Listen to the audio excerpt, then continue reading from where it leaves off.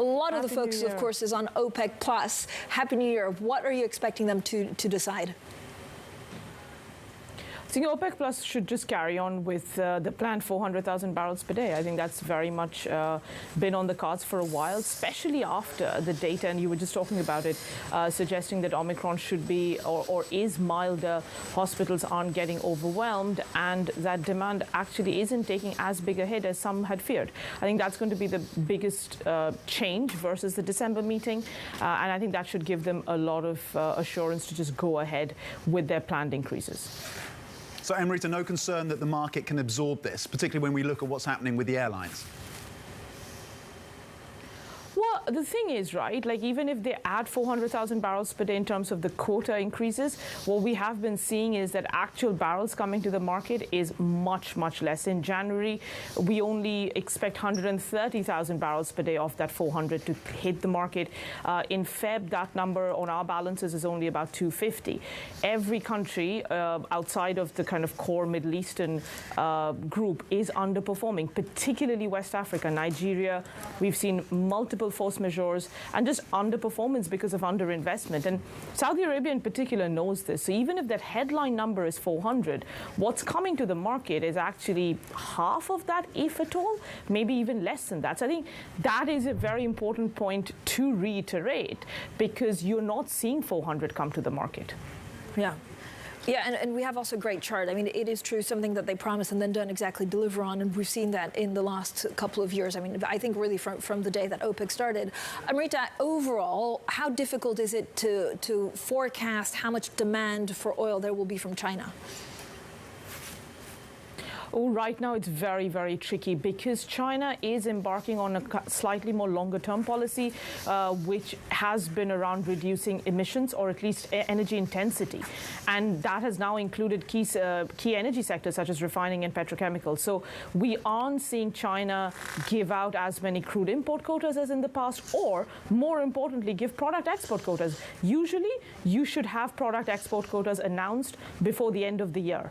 We still don't have those numbers. So it's very difficult for refineries to plan. Of course, domestic demand is fine and they will run for that. But China is also a very big products exporter, and they can't run for that right now because they don't have product export quotas. So I would say this is a paradigm shift in the market. Like, China's not going to be what we've seen in the last 5 to 10 years. But it does mean other countries like India, Korea, they will have to run more, because ultimately as demand picks up, somebody will have to service that. When it comes to the question of Iran, some modest improvement, or at least modest, I guess, progress in terms of negotiations in Vienna. To what extent is it too early to start pricing in additional Iranian oil on this market, so we start looking to the second half of this year, or is it still a long way from that? It's still a long way from that. I mean, on our balances, we've got Iranian barrels coming back from September. But, you know, the way the talks are progressing, I mean, Iran is dragging its feet. And even negotiators from the West, I mean, the US, the rhetoric has gotten stricter, or, you know, at least the kind of headlines we are seeing. So talks are going to take some time. Yes, to be honest, in our view, a lot of concession needs to be made. Yes, there's been some progress. But it isn't going nearly as smoothly as even the West were hoping for. Amrita, what do you do with gas prices right now? So natural gas prices surged for a second day in Europe. This is, as you know, Russia is shipping a little bit less gas than at the really start of the year. Do prices just go higher, and how much pressure does that put on energy supplies? I mean, look, gas has been, it's been a yo-yo. You've seen that over December, right? There was a great chart going around that the TTF curve was basically like the Christmas tree. It went up all the way and then came back down again. But we are bullish in European gas prices.